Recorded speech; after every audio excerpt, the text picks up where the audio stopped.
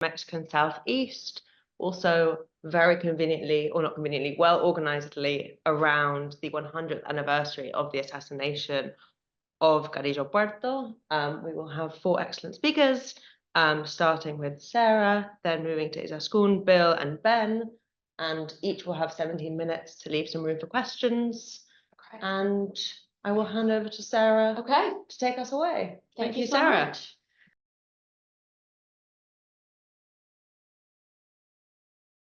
That this was going to be the year of Carrillo Puerto, although I should have known.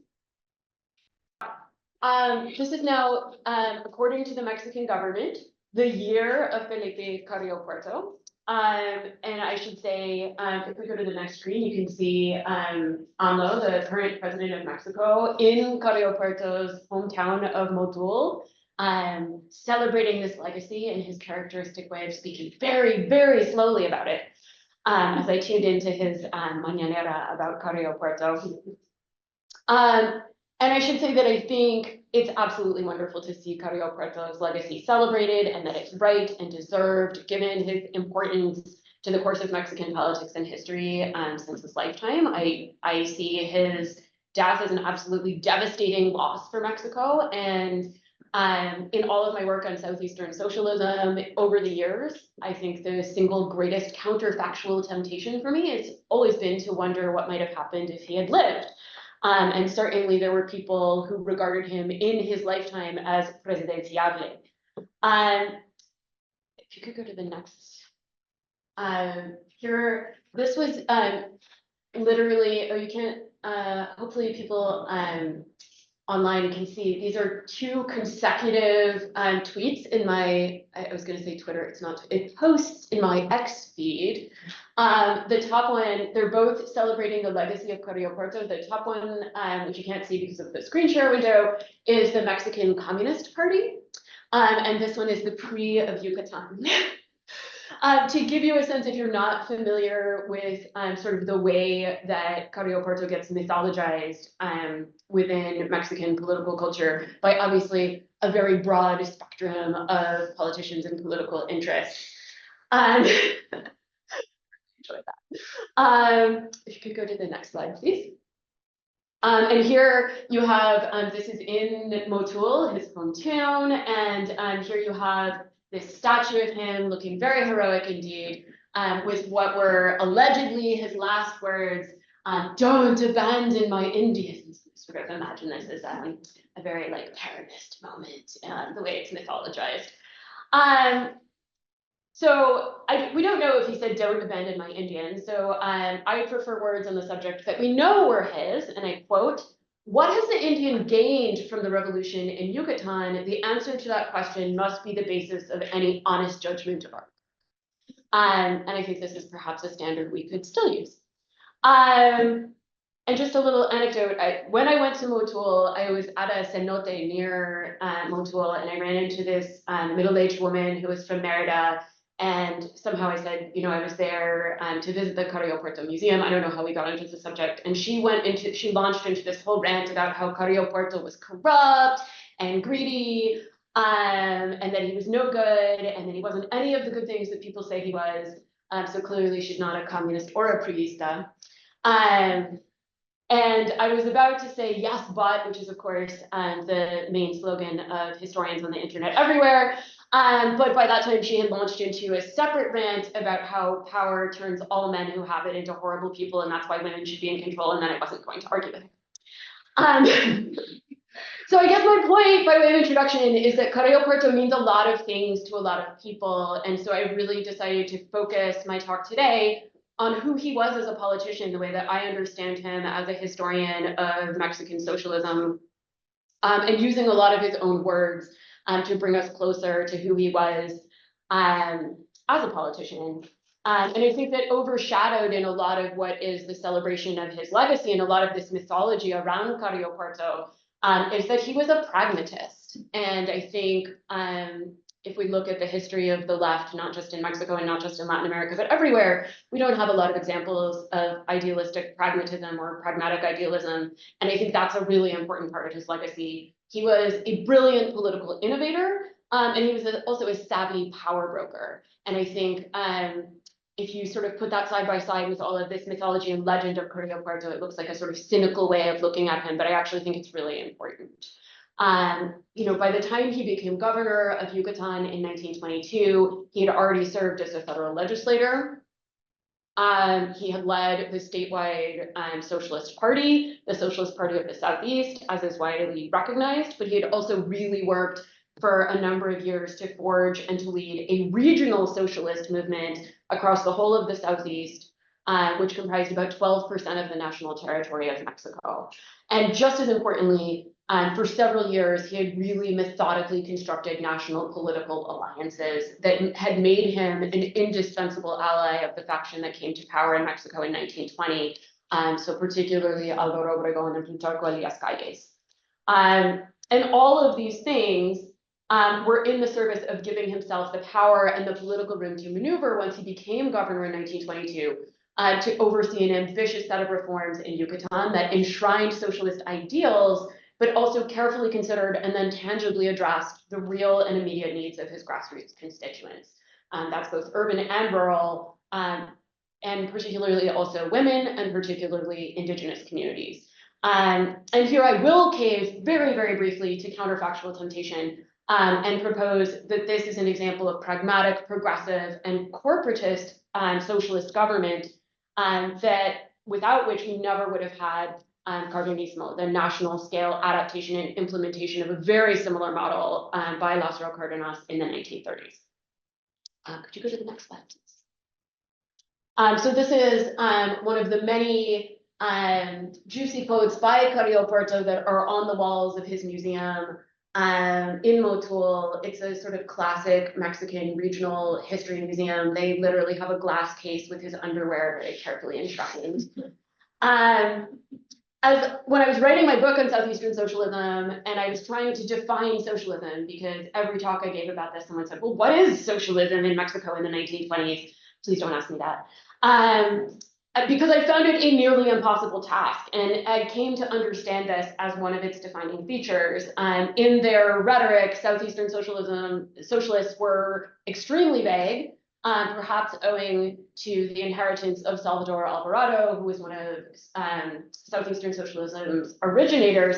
He once described socialism as, and I quote, a new light in the midst of the confusion born of the failure of all of the systems that humanity has tested in search of happiness.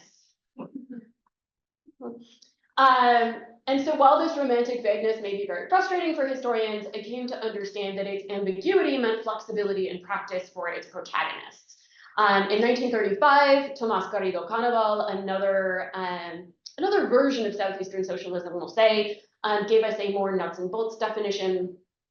And I quote, socialism is a movement of economic and social adjustment which leads fundamentally to raise the level and the standard of living of the working people. I understand that the mission of the true socialist is not to destroy the nation's resources, but on the contrary, to facilitate its development and to struggle for a more fair distribution of the profits attained. So reflected clearly here is that Southeastern socialism, as pioneered by Carrillo Puerto, was always meant to be about political practice more than ideology. Which also meant that its model was unusually adaptable to other circumstances and contexts, which is really important for its legacy, and more towards pragmatism than orthodoxy. And I really enjoyed when I was revisiting documents to prepare my talk for today, finding some of Carrillo Puerto's opening comments at the beginning of the Socialist Workers' Congress at Motul. Could you go to the next slide, please? And one of the things he said was,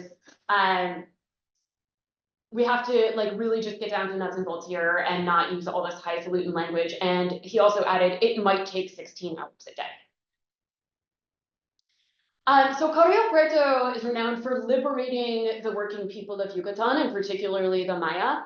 And this involved sweeping much needed reforms for which he is rightly famous, land redistribution, a wholesale remaking of the relationship between workers and their employers, and particularly on the Henneken haciendas.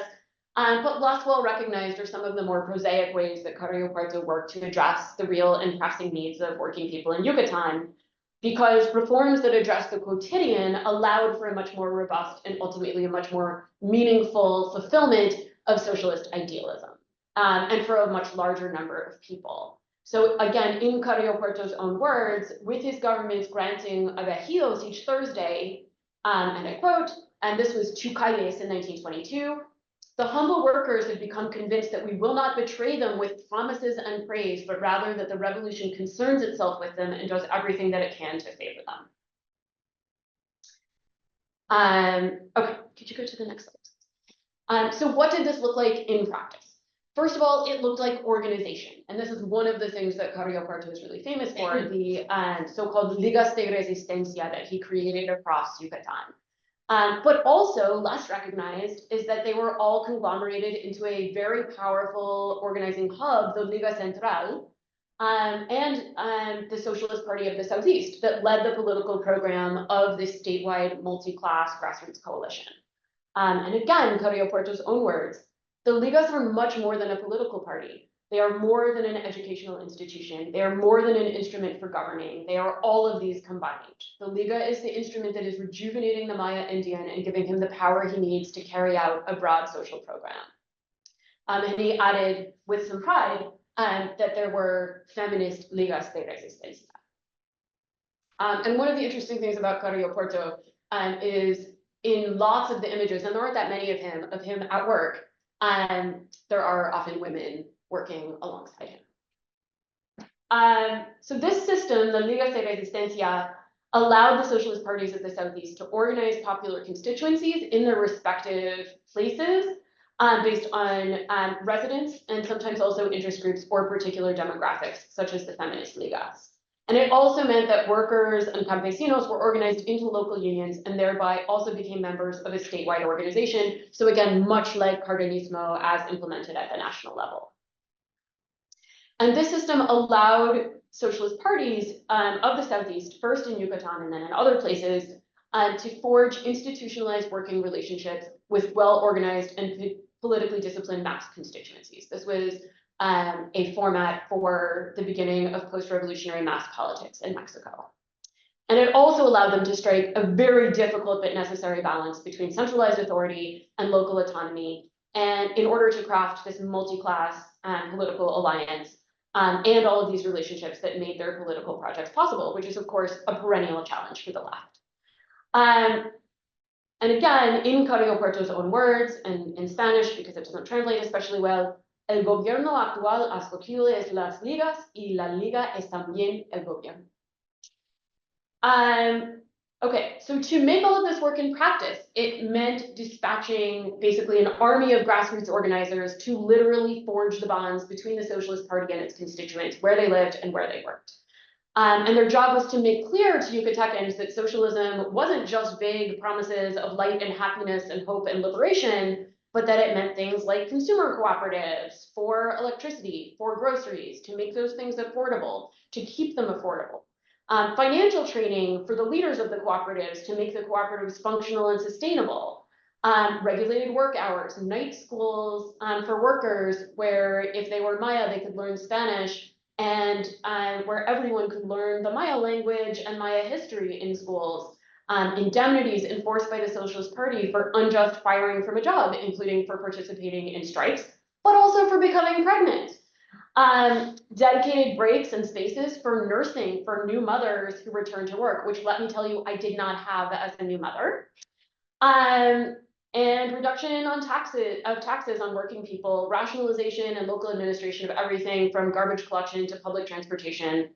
And it also meant training and educating local socialist politicians and labor leaders about all of these new state laws, but also about all of the things promised to all Mexicans by the 1917 federal constitution, and how to put all of these things into practice.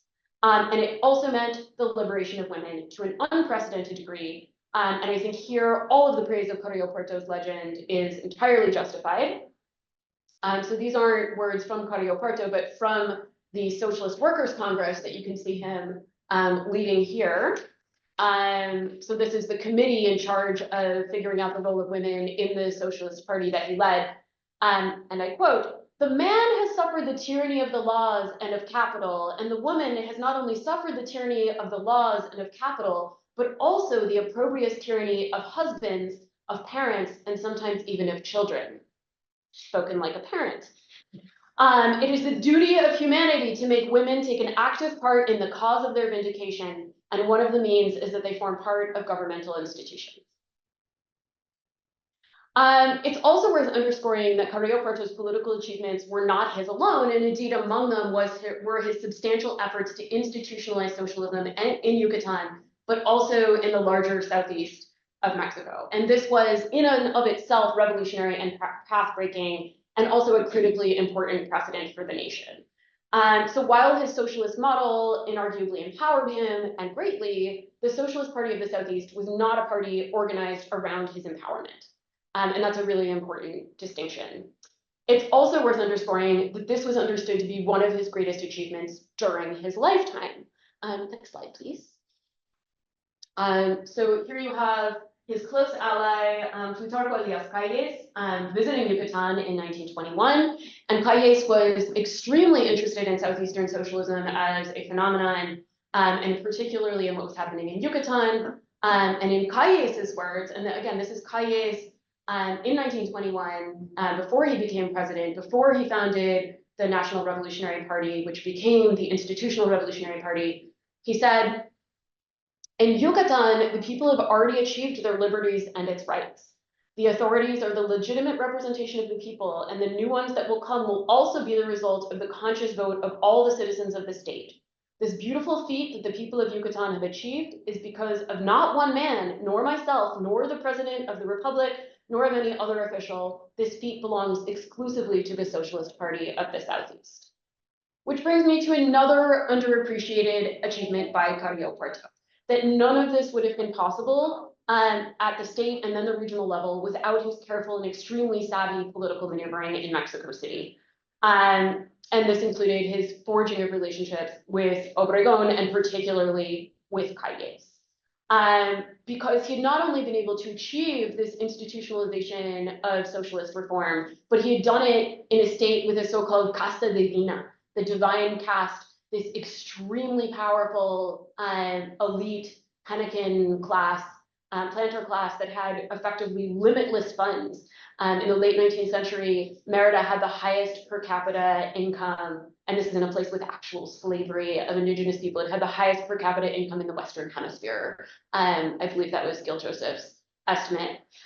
So not only, and they were extremely determined to undo the Mexican Revolution and go back to the Porfirian status quo. So not only had the socialists been able to achieve this, but they had been able to achieve it at extremely long odds. And it would not have been possible without the institutional structures of the party and the Liga system. How am I doing on time? Finishing up. Okay, I'm almost done. My last point about a sort of underappreciated element of Carrillo Puerto's legacy.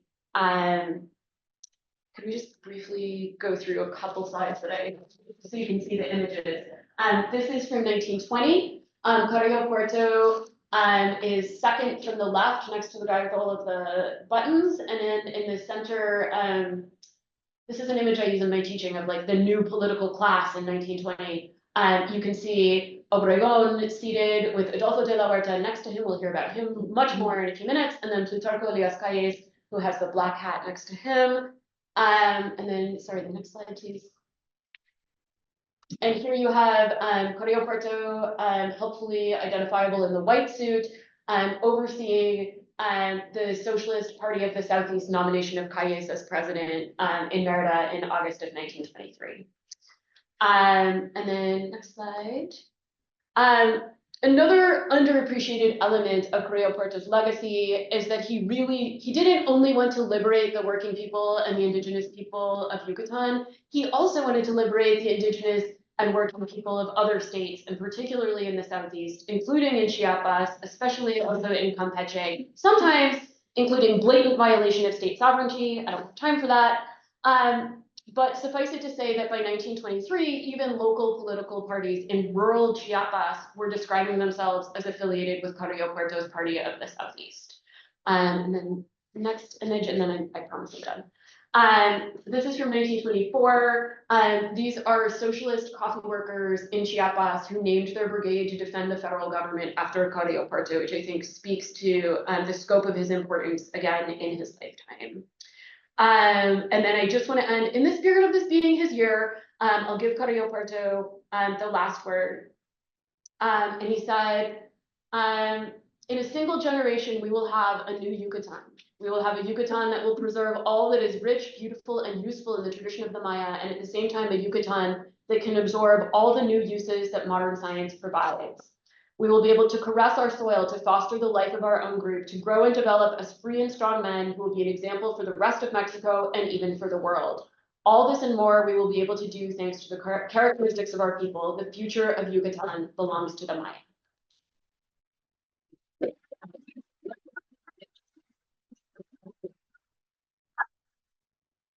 Thank you so much, Sarah. We will have time at the end for questions, but for now, I will hand over to Izaskun and I will see if we can do your presentation slightly quicker this time.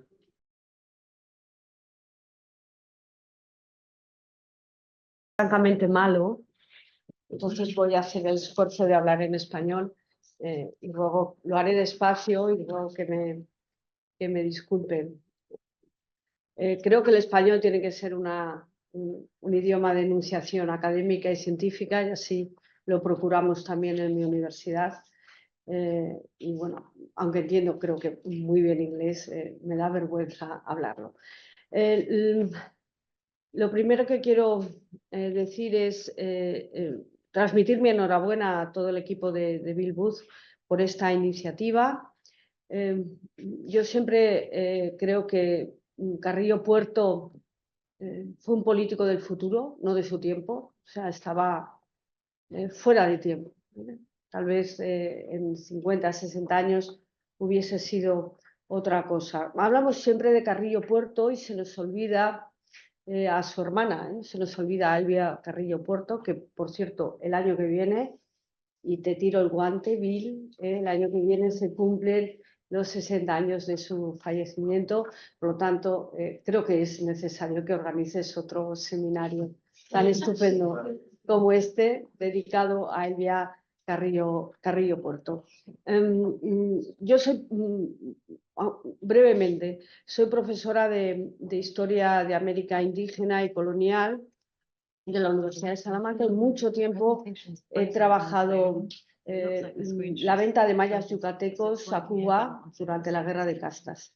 Y he trabajado en Yucatán y Cuba, he vivido siempre y voy continuamente a ambos países. Me interesa mucho todas las cuestiones que tienen que ver con el control social, todas las cuestiones que tienen que ver con la biopolítica. Y no se puede entender el corto periodo de mandato de Carrillo Puerto sin entender todo el periodo colonial, todo el periodo que va después de la independencia, un periodo que cambia de cronología, pero no de mentalidad, para la ética y sobre todo para la élite yucateca, que sigue manteniendo su forma de pensar absolutamente española, colonial, una visión terrible de lo que significa el maya yucateco, insisto en lo de maya yucateco. Luego la guerra de castas, nos tenemos que dar cuenta que cuando comienza Carrillo Puerto, su gobierno ha pasado muy poco tiempo del fin de la guerra de castas, un levantamiento indígena, el más largo de la historia de América, un levantamiento que empieza en 1847 y acaba en 1901. Nunca en América ha habido un levantamiento indígena que durase tanto tiempo, aunque luego larvado, pero que durase tanto tiempo y que pusiese en tela de juicio el sistema y la estructura de gobierno que en esos momentos había en Yucatán. Por tanto, esto también hay que remarcarlo, ¿no? Y Carrillo Puerto llega recién acabado ese conflicto, que es un conflicto muy doloroso para toda la península y también para México, porque se va a producir en un momento donde Estados Unidos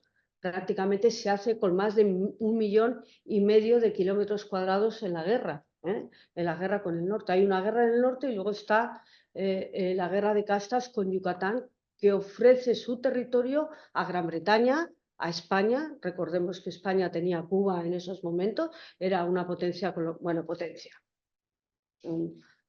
poquito le quedaba de potencia colonial, y bueno, de alguna manera la élite yucateca, para acabar con lo indígena, para arrasar con lo indígena, intenta hacer todo lo posible para vender y deshacerse de los indígenas y vender el territorio a Gran Bretaña, a Estados Unidos, por ejemplo, y a España. Hace todo lo posible. Slide, sorry. Next. This one. Vale. Por lo tanto, la guerra de castas va a facilitar que el gobierno yucateco se intente deshacer de los indígenas y venderlos a Cuba. Esto lo sabe muy poca gente. Bueno, yo que lo estudio llevo mucho tiempo, espero acabar dentro de poco una monografía muy complicada porque son muchas las fuentes, pero hace todo lo posible para deshacerse de un elemento que le molesta, que es el indígena. El indígena maya solo sirve para dar problemas, no hay enequén todavía, no hay enequén, no se necesita mano de obra, por lo tanto el indígena maya lo único que es problemático, levantisco, es un indígena que no hace nada para procurar el progreso del territorio. Por lo tanto, hay que deshacerse del indígena. Se practica un control social y se vende el indígena a Cuba. A mí no me interesa tanto el número de indígenas que se venden a Cuba, que no son muchos, si lo comparamos con la indecente trata esclava, pero sí es importante los discursos para deshacerse del indígena. A mí lo que me interesa son los folletos de venta de los indígenas, cómo se vende el indígena a Cuba, que en esos momentos necesita mano de obra y necesita indígenas, ¿no? Y cómo lo hace la élite yucateca para vender estos indígenas. Por lo tanto, en Yucatán,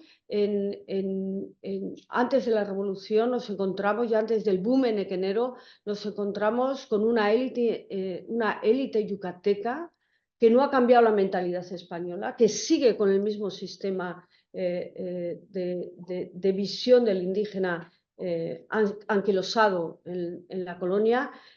Solo le interesa aquel indígena que es sumiso, aquel maya sumiso, y no le interesa incorporar al indígena en la construcción y en la arquitectura nacional mexicana. Es decir, si queremos el indígena del pasado, el indígena de las grandes arquitecturas y las grandes estructuras prehispánicas, pero no queremos al indígena contemporáneo. Y si lo queremos sumiso, ¿no? Y si lo queremos abusando continuamente de él. Como digo yo, el indígena no deja de ser el que soporta todo el peso de la República Yucateca. Si me explico. Luego, si quieren, hablamos de estas cuestiones. Cuando hablamos de Yucatán, no podemos olvidar el boom enequenero de 1870 a 1920. El periodo de Olegario Molina, que es uno de los periodos más duros. En este boom se necesita mano de obra y se llega a traer mano de obra de muchos lugares, como de la zona no sé si sabrán o conocerán ustedes el libro de México Bárbaro, de Kenneth Turner, donde, bueno, pues yaquis, mayos, o sea, hasta chinos, la gente de todas partes se intenta, población asiática, que empiece a incorporarse a la hacienda y al cultivo agroindustrial que es el enequén. Durante este periodo, y bueno, yo me he atrevido con toda la humildad a recomendarles un artículo porque no tenemos muchas cosas, muchos trabajos de esto, sobre la violencia sexual en el periodo anterior o en el periodo en el que estamos en el boom enequenero, ¿no? Y es muy interesante ver cómo el abuso sexual a las mujeres como productoras y reproductoras de mano de obra va a ser fundamental para entender todo lo que voy a explicar ahora. Entonces, me he atrevido a ponerles el artículo, si lo quieren consultar. También tengo academia o sea que pueden bajárselo gratuitamente, los artículos sobre guerra de castas y también artículos sobre violencia sexual. Tenemos un grandísimo problema, tenemos un campo yucateco, un campo de hacienda terrible, con plantadores, con sistemas de castigo, de tiendas de raya, con mujeres y familias con numerosos niños, con abortos indeseados, tenemos hacinamiento familiar, tenemos mujeres con 18 y 19 partos, o con 12 y 13 hijos, en unas condiciones terribles de pobreza, de dependencia y sobre todo del derecho de pernada. No sé si ustedes es un término español, que es el derecho muchas veces que tienen los amos a tener las primeras relaciones sexuales con niñas de la hacienda. Esto se va a producir, esto se produjo y bueno, no voy a exagerar y no voy a ser radical, pero bueno, es una costumbre que extendida prácticamente en toda América Latina en el siglo, finales de todo el siglo XIX y en el sistema de hacienda y cultivo agroindustrial. Toda esta estructura de la hacienda enequenera es soportada, sostenida, como aquí digo, por el capitalismo enequenero, que tiene muy buenos clientes en Estados Unidos. Es un buen negocio tener Enequén, surten a Estados Unidos, surten también a Europa y además es un negocio que da muy buenos réditos y que de alguna manera se conforma y estructura alrededor de lo que se ha llamado la casta divina. La casta divina, que es esa casta enequenera, casi siempre blanca o mestiza, descendientes de españoles, ¿no? Y bueno, con grandes propiedades y con una mano de obra muy barata. Es mucho más fácil comprar o tener niños, es decir, que una mujer maya yucateca tenga 12 o 15 niños y que provea de mano de obra que comprar una mula. Eso es así de claro. O pasa también en el caso cubano, ¿no? Era mucho más fácil tener un esclavo que tener una mula o un buey. Salía mucho más barato, ¿no? Y sobre todo los criaderos. Todo el sistema de hacienda es sostenida por la Iglesia.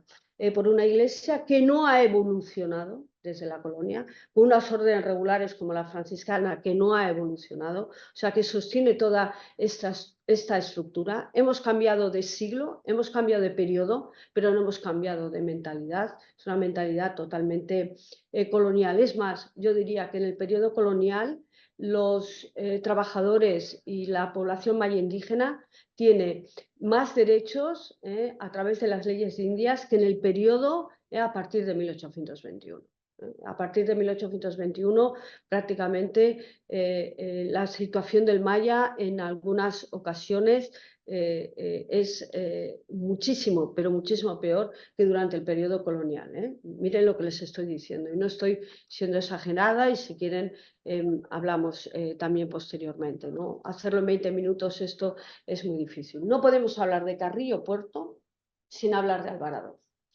Alvarado es esencial, porque Carrillo Puerto está muy poco tiempo en el poder y quien realmente empieza a hacer el progreso, el desarrollo, planteamientos realmente radicales socialistas es Salvador Alvarado. Salvador Alvarado es un visionario. Es un visionario y sobre todo un visionario para las mujeres yucatecas. Para eso que Puerto, Felipe Carrillo Puerto llamaba a los indígenas mayas los inarticulados, los que no se pueden articular en esa estructura tan terrible, ¿no? Les he puesto ahí toda una serie de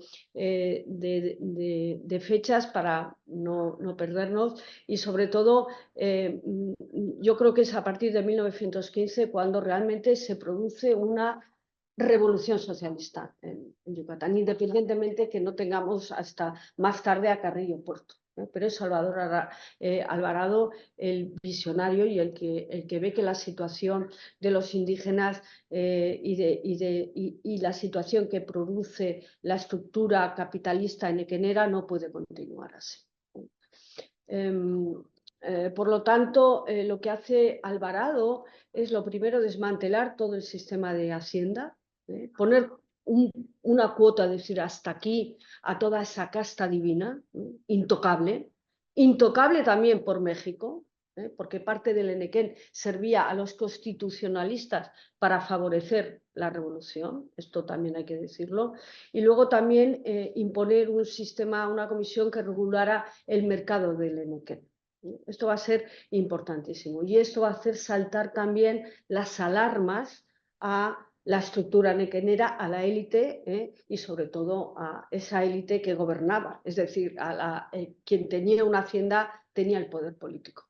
Por lo tanto, eso les empieza a hacer muchísimo daño y luego también a mí me gusta mucho porque ahora en Europa está muy de moda todo tipo de decisiones políticas tomadas entre todo el colectivo.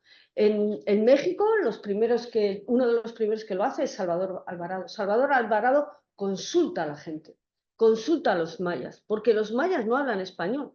Los mayas hablan la maya yucateca, hablan yucateco y no hablan español. Ellos se comunican y Salvador Alvarado no lo hablaba muy bien, pero se lo va a hacer, ahora lo vamos a ver, Felipe Carrillo, y lo hablaba mejor Elvia, su hermana.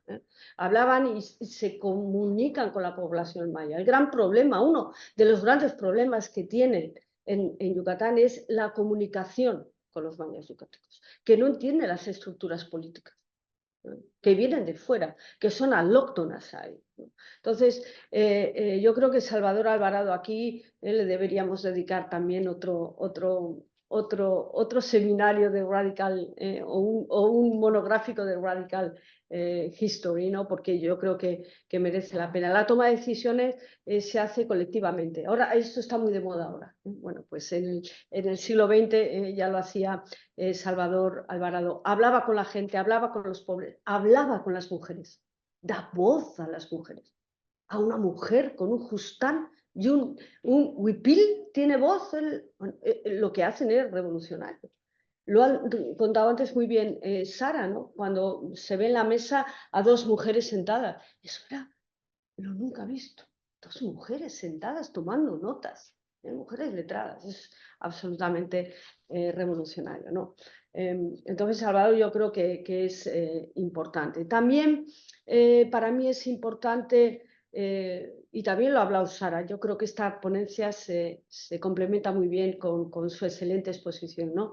Porque yo creo que el relato alrededor de Carrillo Puerto hay que desmitificarlo un poco. Hay que ir a las fuentes, todavía queda mucho por ver. En el Archivo General de la Nación queda mucho por ver, en el Archivo del Estado de Yucatán hay que sacar a la luz las fuentes y sobre todo intentar no borrar, pero neutralizar esa visión romántica que tiene Carrillo Puerto. Carrillo Puerto es mucho más que ese hombre de ojos verdes, guapísimo, estupendo y maravilloso, que parece que caldila a todo el mundo, ¿no? Es el héroe perfecto. Yo creo que pasamos de Carrillo Puerto al subcomandante Mártir.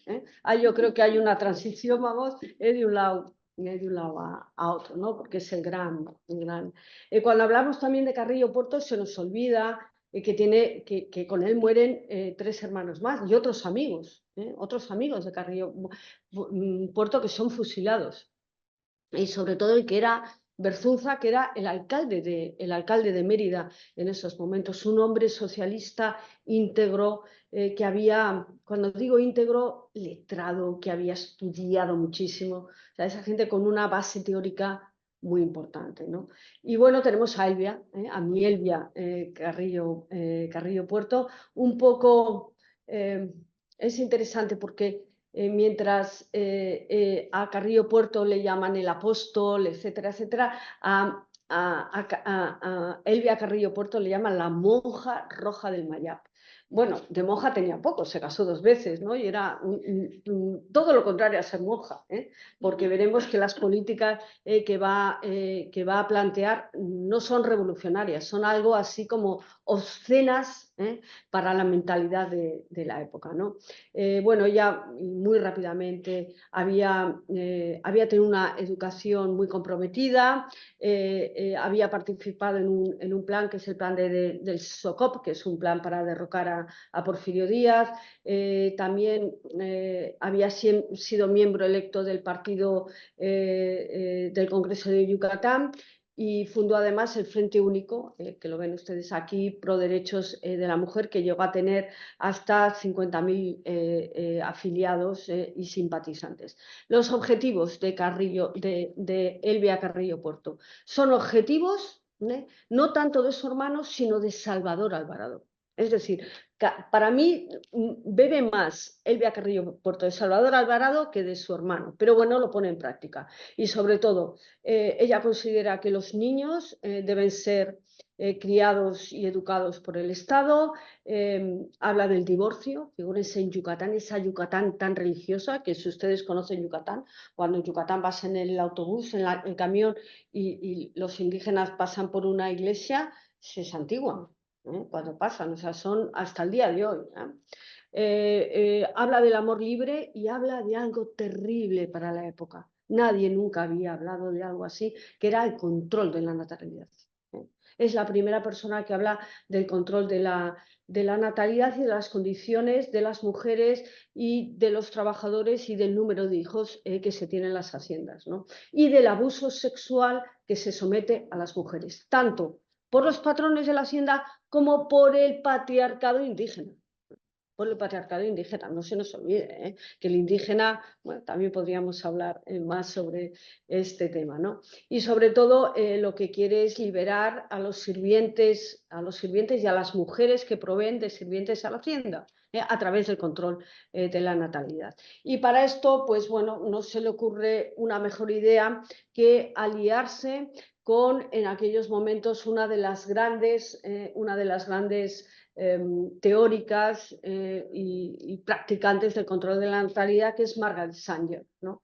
Es una persona que, bueno, podríamos hablar de ella porque puede ser o tener algún discurso polémico por la eugenesia negativa, pero desde luego las mujeres de hoy le debemos poner un monumento, porque gracias a ella y a Gregory Pincus tenemos píldora de natalidad. Vale, ya me voy. Ya acabo, ¿no? Entonces, lo que hace es publicar un artículo, un pequeño panfleto que se titula La regulación de la natalidad o la brújula del hogar, que es un panfleto donde, bueno, como vemos, lo veo aquí, se venden cientos de panfletos y se agotan en todo Yucatán, donde es un panfleto de muy pocas páginas, solo tiene 16, pero se enumeran todos los sistemas de control de natalidad que había en la época, para ponerlos en práctica con las mujeres de las haciendas yucatecas.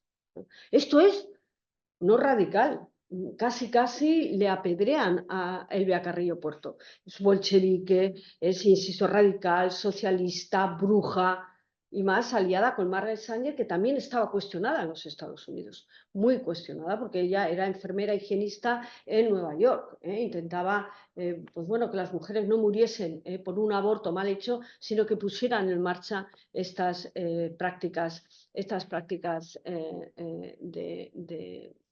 control de natalidad.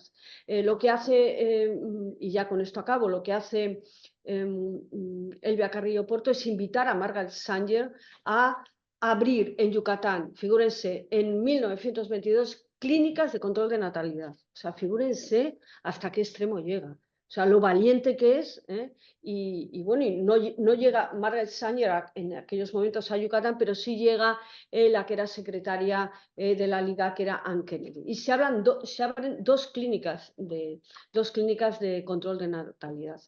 Toda la élite enequenera, las mujeres de la élite enequenera, las mujeres mestizas también en contra, la Iglesia Católica en contra. O sea, toda la reacción en contra de todas estas medidas. Es muy interesante, porque ¿por qué el título de mi ponencia? Durante la guerra de castas, esa élite hace todo lo posible para deshacerse del indígena porque lo consideran levantisco. Y luego es muy interesante porque Elvia Carrillo Puerto, es acusada de control social y de querer deshacerse también de todos los indígenas poniendo en práctica el control de natalidad, ¿no? Es muy interesante cómo va y viene el discurso, ¿eh? Bueno, no, me encantaría seguir hablando, porque me parece muy interesante todo lo que he oído cuando he llegado. Mis felicitaciones a Bill y muchísimas gracias por estas iniciativas. Es muy raro que en España se hable de Carrillo Puerto porque tenemos muy poco, hay más interés en el periodo colonial o también más interés en otras áreas. Pero es una figura, la de Carrillo Puerto y Elvia, muy desconocidas, en toda la academia, en Estados Unidos, en Europa. Por lo tanto, felicidades. Siempre que se hable de Carrillo Puerto, vendré yo aquí con mi Elvia y con el control social. Thank you so much. I'm sorry because my English is really bad. Perdón, que no pudiste terminar, pero gracias. esto lo Esto lo puedo hacer. he puesto aquí. He puesto aquí, si alguien quiere, luego al final. Sí. He puesto, I leave my email and my address in the PowerPoint. Thank you, and sorry for the slight shortness of time. I will now hand over to Bill.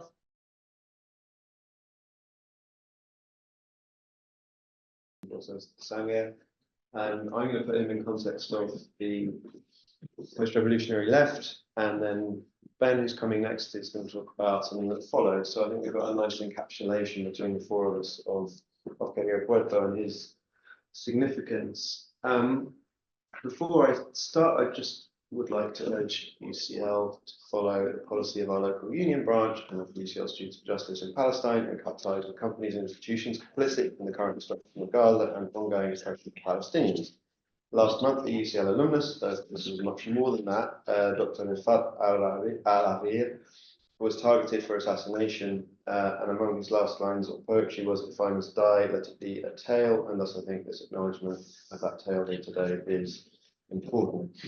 I'd like to begin by thanking all of you for being here, particularly to the presenters for sharing their work and the chairs for giving up their time. I'm so delighted to be here among you all, working on a panoply of fascinating areas, but making connections across time and space.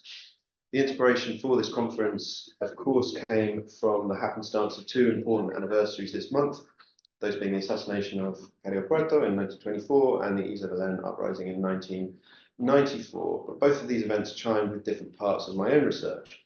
In 2001, as an undergraduate, bearing only a note from Alan Knight with the university letterhead, "A quien le pueda interesar," I travelled to Las Margaritas, Ocosingo, Comitán, and San Cristobal to do my first proper research. My attempts to do oral history were a bit of a damp squib. I struggled to get the mayor of Ocosingo to say anything about the Isabelen, and when I travelled to La Realidad in an attempt to talk to some Zapatistas, I was turned away after only a cursory look at my laminated credentials. I can't believe I hadn't heard about them.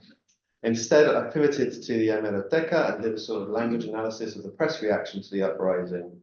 I surprised myself with a strong argument that even the conservative press had validated the demands of the rebels, though bafflingly the examiners were far less convinced.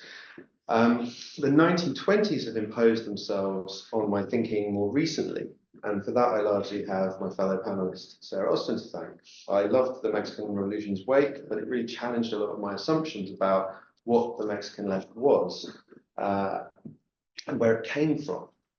Between that and doing a side project on Martin Luis Guzman's political and intellectual networks, best not to ask, I came to wonder just how important the mid-1920s generally, and the Delahuertista rebellion specifically, had been for the Mexican left. The more I looked into it, and by it I mean my big spreadsheet of Delahuertistas, anti-Delahuertistas, and assorted others who are harder to categorize, the more convinced I was that this was a hugely important moment in determining what sort of left Mexico ended up with once the dust settled. And the dust does take a few years to settle, at least 6 years, maybe 11, maybe 18, I don't know. So today I'm just going to talk very briefly about several people and a couple of organizations who were or had been important figures on the Mexican left by 1923, but who were dead sidelined or co-opted within a few years, either as a direct result of the Delahuertista rebellion or of later related conflicts. I won't have time here to talk about Tomás Garrido Canaval, Francisco Munca, Heriberto Jara, Asensio Cruz, or Ursula Galvan, nor Elvia, who we've just heard about, but they will appear in the longer piece. The first slide. Perhaps not. There we go. So the 1920s represents. I'm just going to carry on. Carry on. We'll get Calles and Obligón. You'll know what they look like. The 1920s represent a crucial conjuncture for Mexico. As Sarah puts it, the decade produced the foundations of the modern Mexican political system. However, centralization was ineffective, perhaps impossible. The state governments had a good deal of leeway. The state in the 20s has been described by one author as a chaotic multi-authored work in progress, built on the backs, built on the backs of regional governments, all led by builders of populist, clientelistic regimes. Several of these regional governments undertook self-proclaimed experiments in socialism, which together represent an important trend in the post-revolutionary decade. A number of regional leaders, military caudillos, civilian reformers, ambitious políticos, developed or adopted socialist programs. These socialisms were broad enough, or perhaps sufficiently nebulous, to embrace both the European-influenced anarchism prevalent in the Atlantic ports, as well as less overtly ideological rural peasant protests against exploitation in the less developed interior. Nor did they seek to exclude the reformist urban middle class. And here I think it is worth noting Sarah's contention that socialism is adopted as a proxy really for radical, since by then virtually everyone had to call themselves a revolutionary. So it's a relational rather than an ideological definition of socialists. And that goes quite a long way towards explaining some of the ideological tensions and outright contradictions of the 20s. So in the early part of that decade, as you know, Mexico was essentially ruled by three Sonorans: President Obregón, Interior Minister Calles, and Secretary of Finance Adolfo Delahuerta. So that's the two vencedores, and you can move on to Delahuerta, very dapper chap. They had authored the Plan of Agua Prieta in 1920, which led to the capture and death of outgoing President Venustiano Carranza. The Sonorans are thus known as the victors of the Mexican Revolution. However, there were underlying tensions within this triumvirate, which wasn't even really a triumvirate, I'll come back to that, which came to the surface over several issues in the course of 1923. The first in August was the Bucareli Agreement, by which President Obregón agreed not to use constitutional provisions to expropriate US oil companies in return for recognition of his government in Washington. And the second was the presidential succession. The associated jockeying for position also played a role in the escalation of tensions around the gubernatorial election in San Luis Potosí that year. A combination of Obregón's idiosyncratic and, in the eyes of his critics, unpatriotic approach to negotiations with the United States, persistent federal meddling in state affairs, and the emergence of Calles as Obregón's preferred successor led incrementally towards rebellion. In December 1923, much of the federal army rose into the support of Adolfo Delahuerta, who had been passed over as successor to Obregón, and eventually accepted the nomination of the Cooperatist Party, which was, though scarcely known today, the largest party at the time. The Delahuertista rebellion of 1923 to 24 then prompted a reversal of a government-sanctioned opening up of regional politics in Mexico, leading to repression and eventually centralization. The rebellion itself was quite vague and fragmented. It's perhaps even more than one, or certainly more than one rebellion.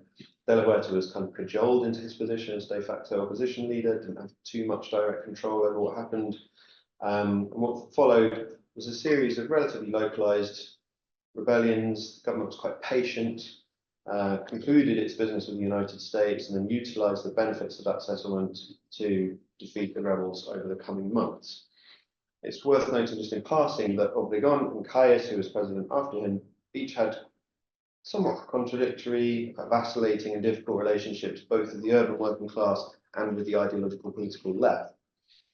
Obregón corralled the support of the urban working class initially with some aplomb, and he had been the most powerful member of the Carrancista faction to deal directly with the Casa del Obrero Mundial, and its successor, the CROM, was led by a personal ally of Obregón, Luis Morones, we'll talk about in a minute. So through that line of patronage, Obregón was effectively portrayed as a friend of the working class, despite policies which were limited in scope and quite inconsistent in application, I would argue. Move on to the next one, thanks. So the Sonoran Triangle really had a couple more points. I won't discuss the fabulously monikered Benjamin Hill here, but for the avoidance of doubt, come on, it's uncanny. Salvador Alvarado was a close friend. We can get rid of any Hill now, thanks. With a close friend and ally of Delahuertista. His tenure as progressive, relatively radical governor of Yucatan has been analysed by fellow panellists and also by Gil Joseph, among others. And he was among the more left-leaning of prominent revolutionaries in the second half of the 1910s. Having laid that groundwork for meaningful socio-political change, Alvarado returned to national politics, working under interim president Delahuertista in 1920, before departing for the United States as emissary of that Hennequin industry body that you mentioned.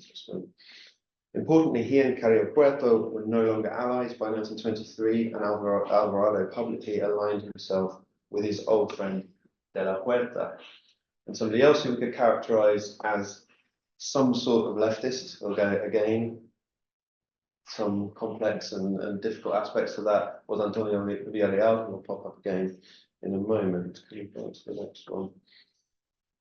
Talk about the Communist Party very briefly, that's more my parish, but in 1923, the Mexican Communist Party was in its infancy. It wasn't yet, I would suggest, an important part of the left at that point. But the Comintern had begun to take a serious interest in the Americas in the early 20s, seizing upon perceived discontent with the US, talking about unspeakable diplomatic pressure and bloody intrigue. So under the guidance of various non-Mexican radicals, the Congreso Nacional Socialista was converted into the PCM, the Mexican Communist Party, quite eclectic group with lots of different strands of ideology. And then Roy, the Indian anti-imperialist, Jose Allen, a US military intelligence operative. They were very much involved in setting up the party. But it drew upon lots of different ideological tendencies. And that heterogeneity was never really fully transcended. And this is the reason why Barry Carr suggests the PCM struggled at first to dominate and to differentiate itself from the largely anarchist and anarcho-syndicalist influence groups from which it had sprung. Its initial reaction to the Delahuertista rebellion was perhaps surprisingly to back the rebels.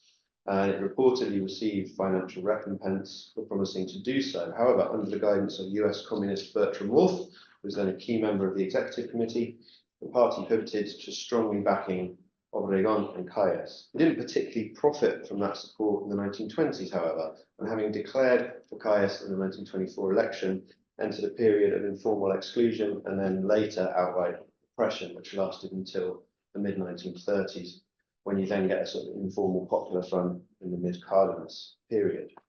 So that's one briefly. The Mexican Labour Party was the most significant national level party associated closely with the Calles Obregón dyad, and the CROM, the Regional Confederation of Mexican Workers, was its más o menos associated arm in organised labour, and Morones here emerged during this period as a crucial ally of first Obregón and then Calles in cementing the support of a certain section of organised labour. Though it is important to remember there were many radical independent segments of organised labour that were either sceptical towards or downright hostile towards both Morones as a leader and also the CROM as an organisation. And in 1921, many of those groups had coalesced into a different confederation, CGT, which was much more radical. Out of interest, even though I wouldn't classify him as being on the radical left, Morones was also sidelined within a few years of the Delahuertista rebellion, when he started to seem too powerful for the liking of others around 1927-28. So as with Wolfe and the communists, there was another US citizen playing a key role in mediating between dominant Obregón and Calles dyad. Oh, actually, no, couldn't find a picture of Haberman. Impossible to find. Have you ever found a picture of Haberman? No, he's very secretive. Yeah. So it's a little unclear where Robert Haberman's true loyalty is like, or indeed what his face looks like. But he was a bridge between Calles, the CROM, and the AFL, between Calles and Carrillo Puerto, and between Calles and the US business community. He did work separately for Carrillo Puerto for a time, but one slightly wonders whether he was essentially spying on him for Calles throughout that time. As Sarah has shown in her book, Haberman was in the United States at the same time as Delahuertista was there trying to broker agreements on oil exports on the part of the Mexican government. This was before the rebellion. Trying to forge links with, Haberman was trying to forge links with US labor and socialist groups and promoting a left-wing version of the Mexican image. And his actions were seen by Delahuertista and to an extent by Obregón as unhelpful. Calles clearly approved though. And again, his motivations here are a little vague and maybe cynical. When it came to the rebellion, Haberman's close links to the AFL proved very important because although US official policy moved towards recognition of Obregón and condemnation of Delahuertista, there was considerable practical assistance from unions in preventing arms and supplies reaching the rebels, who were characterized both by the CROM in Mexico and by the AFL in the United States as uncomplicatedly reactionary counter-revolutionaries, which in my conclusion I will say not an entirely fair characterization. We move on to Don Felipe. I'm not going to talk too much about Carrillo Puerto, even though I have a long section here where I would love to, but he's been amply covered, really, though I will say that I argue that he has a kind of proto-decolonial idea about Mayan identity. I stress the proto, not, I'm not claiming him for the 21st century, really, but he talks about racial resuscitation. He talks about imagining Mayan society, not only how it could get, how it could change from where it is in the early 20th century, how it could imagine itself having traveled 400 years from the Spanish conquest to the early 20th century without having the influence of Spain or the influence of post-colonial Mexico, which it also saw as a very negative influence.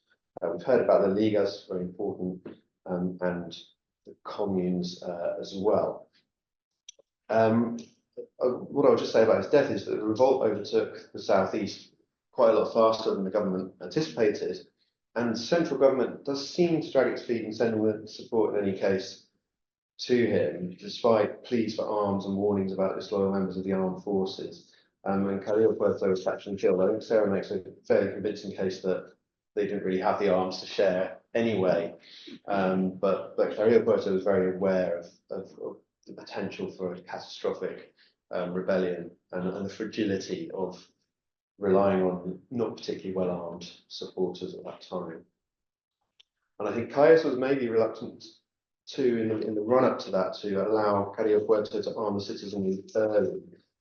And I wonder whether that hints at something of a divide between how they saw society working, but that's a bit speculative. You just go on to, this, just as a sense of after Carrillo Puerto's death, Diego Rivera writing in Machete, the communist newspaper, all the decent people hated Carrillo Puerto, but of course he's using decent people in a very pejorative sense there.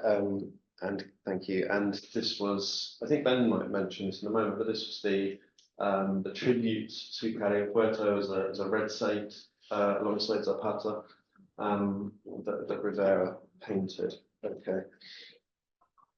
Here in Chiapas, the socialist movement was led by dreamy Carlos Vidal, and while another pro-Obregón faction existed and indeed was in power in 1923, Obregón seemingly worked hard to maintain Vidal's loyalty. He was already a brigadier general when the rebellion broke out, and he played an important role in the fighting under Calles' command. But back in Chiapas, the Delahuertista rebellion provokes quite a complex triangular conflict, again, as Sarah has shown in her book. While the left opposed and fought against Delahuertistas, a significant left rebellion also occurred against the Obregón allied local government. So regardless of Vidal's personal connection to Calles and loyalty to the central government, there was a strong, relatively autonomous and militant left, which was an uncomfortable situation for a central government during a rebellion, though at that time it had to be tolerated. And the way they tolerated it was by taking those armed people and sending them somewhere else to go be fighting rather than threatening stability in Chiapas. Vidal then became involved in a different rebellion, or maybe not a rebellion, we don't know, in 1927, but anyway, he ends up also dead. Oh, okay. Finally, Genuevo de la O, best moustache, I think. Those are the ones we've seen so far. One of the great survivors of the Mexican Revolution, avoiding the violent fate of many of his peers, and being one of few prominent figures who had engaged actively in politics in the pre-revolutionary, revolutionary, and post-revolutionary periods. De la O was a close ally of Zapata and supported him until he was murdered in 1919. Zapata was murdered in 1919. At that point, De la O threw in his lot, as did many other Zapatistas, with Obregón, and backed the overthrow of Carranza. Under Obregón, he held various military commands. By 1923, he was back in his native Morelos as chief of operations. When supporters of Delahuertista rebelled, De la O was one of many whose loyalties were not entirely clear. As late as the 12th of December that year, General Reinaldo Lecona wrote from Puebla to Genuevo de la O in Morelos to urge him, as an old co-religionist, to follow the example of our loyal and immaculate Jefe Zapata, and to back General Antonio Villarreal, who we saw earlier, who we, the fighters most addicted to the agrarian cause, focused upon.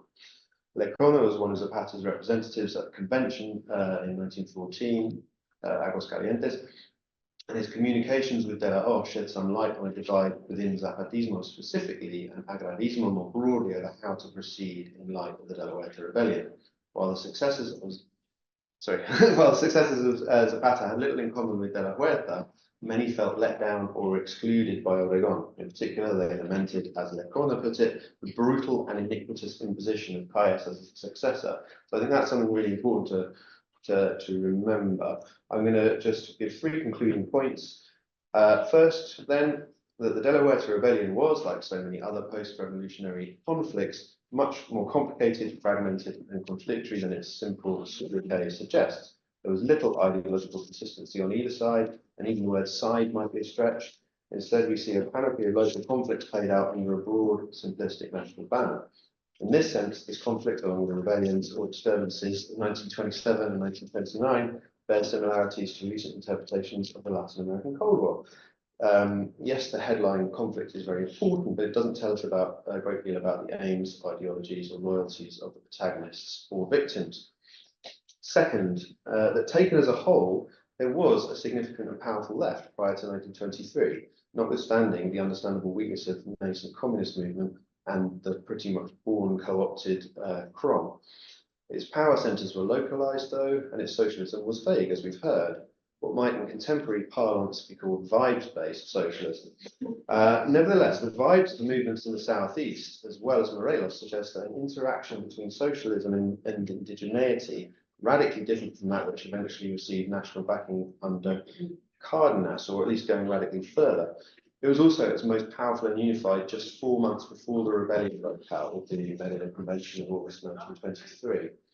And finally, albeit counterfactually, again, we like that, leads to the final point. Had the Delahuertista rebellion not seen the assassination of Carrillo Puerto, the sidelining of De la O and Mujica, who I haven't really talked about, the isolation of Vidal, the treachery of Villarreal and Alvarado, it's hard to imagine both the centralization of authority and the de-radicalization of both socialist and agrarian currents in national politics under Calles and his successors. Cardenas took the revolution to its limits in the mid-1930s, but those limits might have been considerably more radical if the cards had not been shuffled or concealed the way they were in the winter of 1923-24. If regional socialism can be described as a movement, 1924 should therefore be seen as a reverse, at least for its radical wing. In another way, though, it survived and prospered. As Sarah has demonstrated, PNR, which emerged in 1929, went on essentially to rule Mexico for 71 years and borrowed a great deal from the PSS model. Thank you.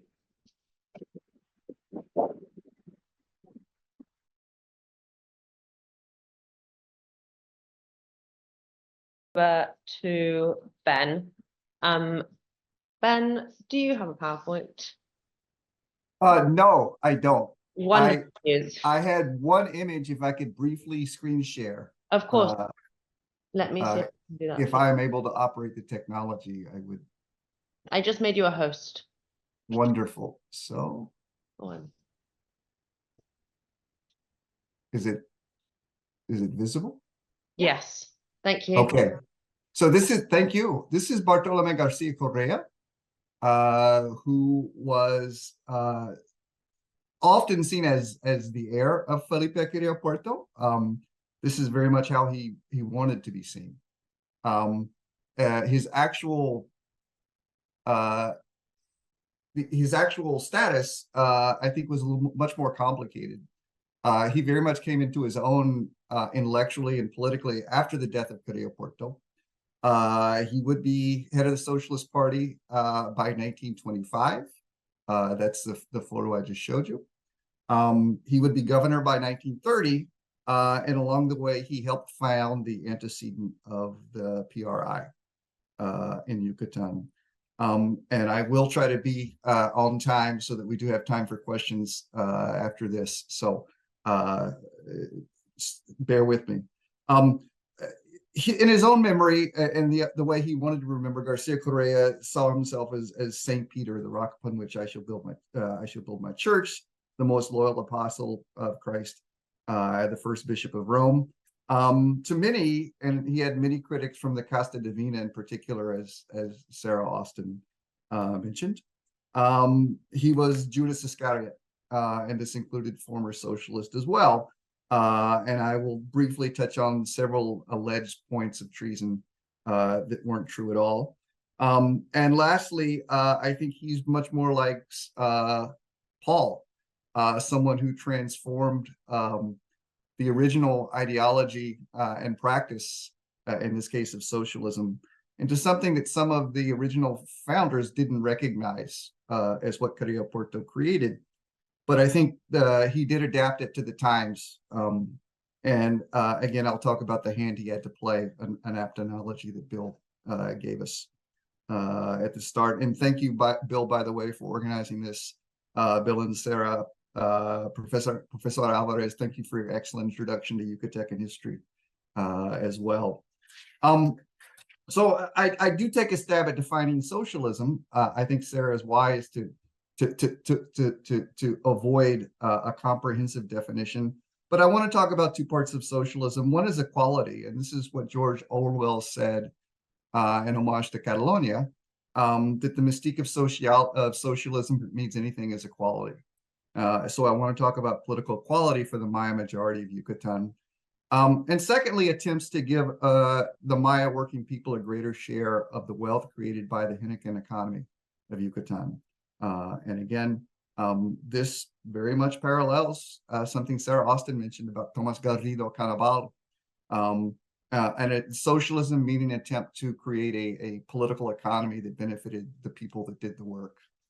And again, the very different approach that Garcia Correa had from Carrillo Puerto.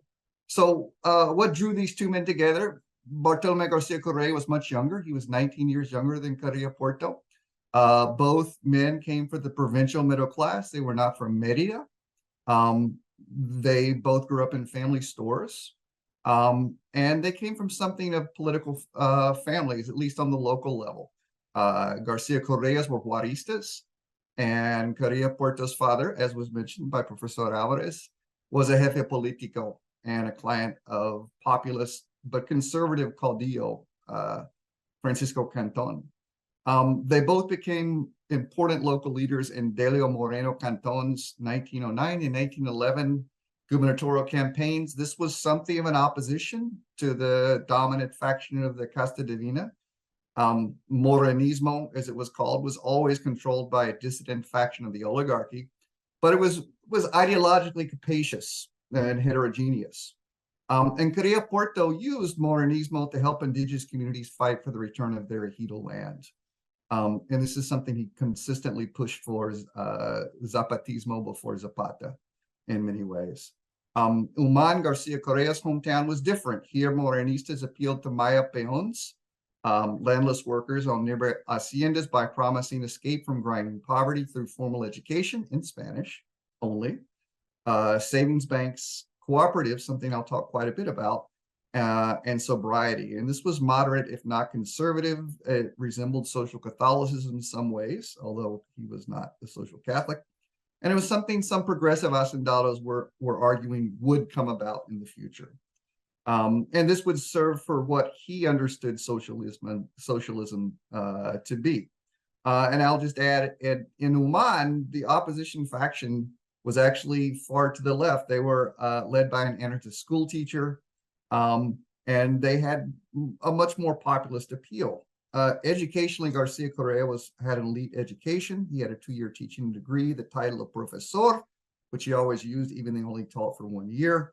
And there's no evidence that he was exposed to anything like socialism as a young man. Carrillo Puerto was an autodidact, but his readings included anarchism. He became a Freemason while working on the railroads. All this before the revolution. In spite of these differences, participation in Morenismo gave these two men a common political heritage. They both found themselves backing a faction that was later branded as reactionary. And I should add that both Carrillo Puerto and Garcia Correa initially welcomed the coup of Victoriana Huerta, as the Morenista faction did. And Yucatan both had to flee their homes and face jail, or worse, because of political reverses. And I'll just say both men's lives were in danger multiple times because of politics, years before Carrillo Puerto's life was taken in 1924. Both men shared a genuine love of the Yucatec Maya language, which Professor Álvarez mentioned is so important.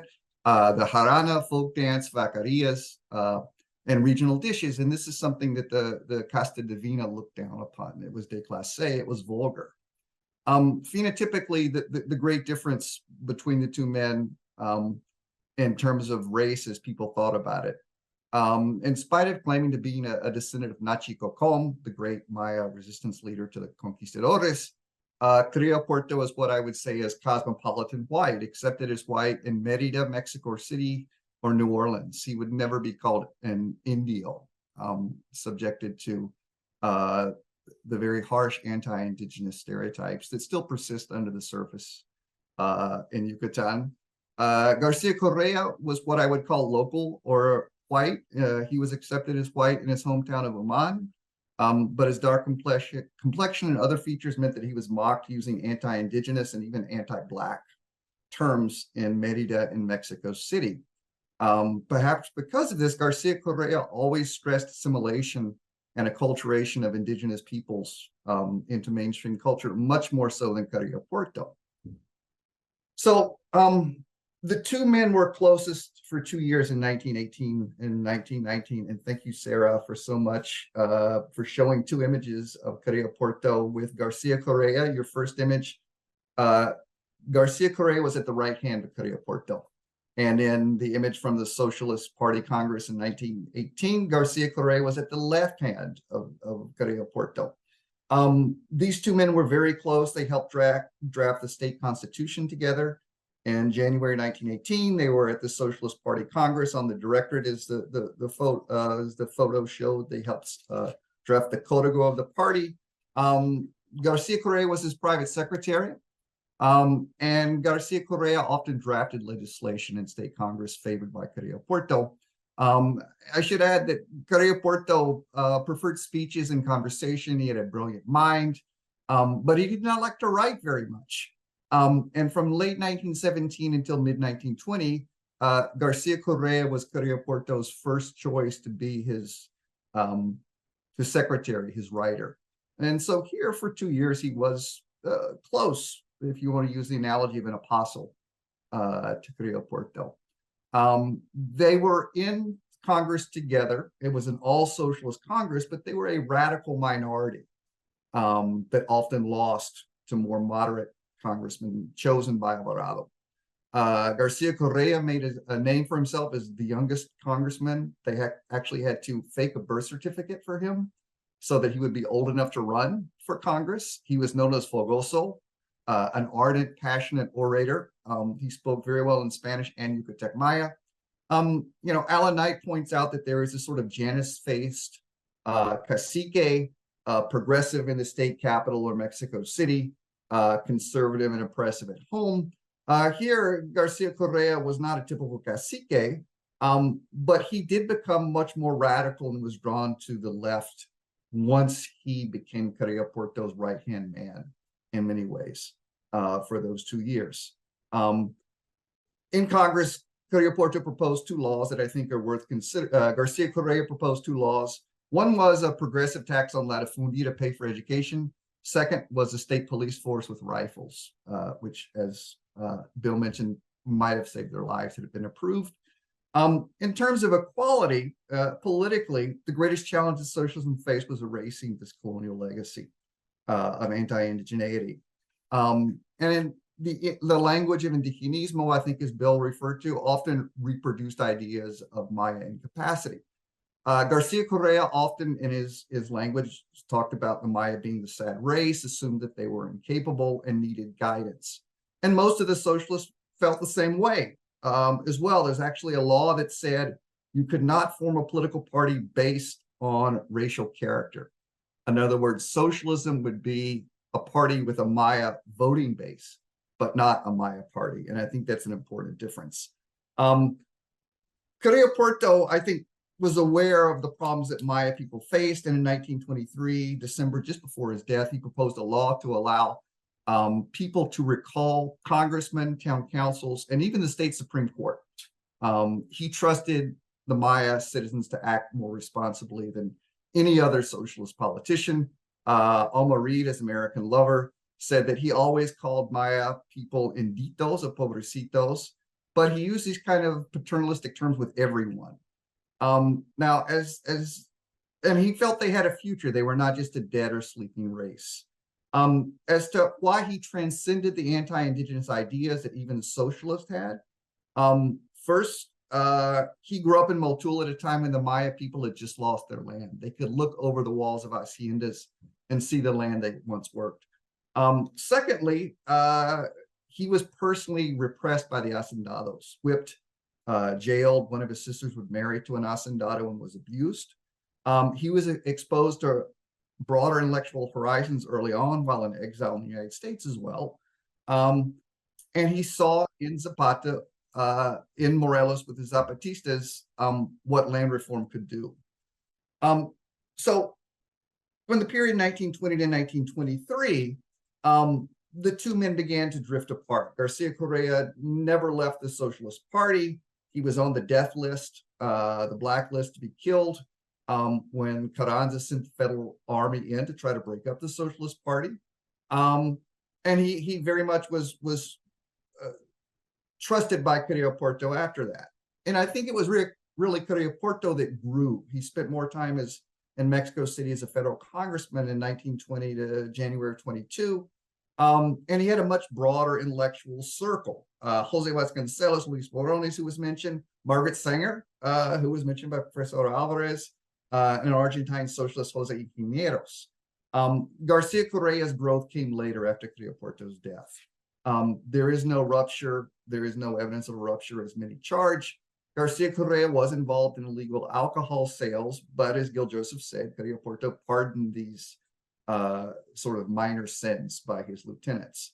And again, I had a interview with the daughter of a domestic worker in Garcia Correa's house, and her mother recounted how not long before his death, Carrillo Puerto had a very warm dinner with Garcia Correa in his house in Uman. So I'd like to close by discussing two roads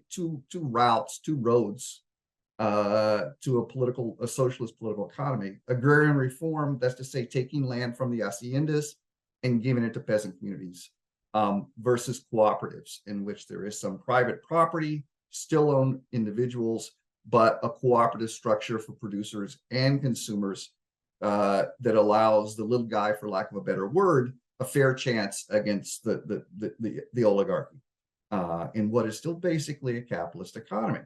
So Carrillo Puerto pushed for land reform consistently, even before he went to Morelos to be with Zapata. He continued to push with it as governor.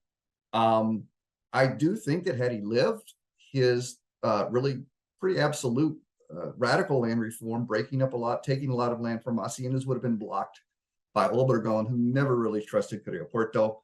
And Calles, who was a famously cold, but a great, really warm affection uncharacteristic for Carrillo Puerto, I think would have blocked it as well. There were also a lot of legal problems. They were tied up in court for years. Garcia Correa actually predicted this in 1919. Cardenas found out the hard way that taking these haciendas apart and reallocating land was complicated and costly. And again, both the Zapatistas and the Haitian revolutionaries realized they could not afford to break up a monocrop economy, organize and export plantation agriculture in the short run. It was going to be a long transition because they needed the revenue from that. Carrillo Puerto was also an advocate of cooperatives. Just before his death, he proposed taking abandoned haciendas, there were lots, after the drop in fiber prices in 1917, to run as peasant cooperatives. And I think this was an extremely promising model. Some hacendados were willing to go along as long as there was some compensation. The devil was in the details, of course, but this was a bottom-up initiative in which Maya people themselves would have a share. As Sarah Osten said, they would be trained, prepared for leadership positions in cooperatives, and not the top-down approach that Cardenas took that was very disappointing. Garcia Correa was an ardent supporter of cooperatives as well. He later, very quietly, and he rarely criticized Carrillo Puerto, said that Carrillo Puerto was too utopian. And Garcia Correa was always an advocate of cooperativism, and when he became governor, he tried to implement one. And there were lots of evidence that indigenous people, I think, would have thrived in this situation. There were 6,000 small farmers who were Maya people growing henequen and other crops. And I'd just like to close with a letter from Maya people written after the death of Carrillo Puerto, asking for support for their cattle ranching cooperative. They remembered what Carrillo Puerto had done for them to help create a cooperative cattle ranch, writing that the number of proprietors grew, especially among the working people of the fields. So it is not rare to see behind even the most humble homes a feeding trough and a corral, product of hard work and hope. And close the letter noting that the feelings of ownership were intimately linked to Mother Earth. And I think this shows, I think, a very promising path to a socialist economy in which Maya people were not an afterthought, but were active participants. After the death of Carrillo Puerto, Garcia Correa survived. He was in hiding. He was on a blacklist again on federal troops. There's no evidence that he cut a deal with the Delahuertistas, as his enemy said. When he became governor, he did try to create a cooperative economy, but it was in the teeth of the Great Depression. He faced great conservative opposition and ultimately found himself on the wrong side of Cardenas. Thank you.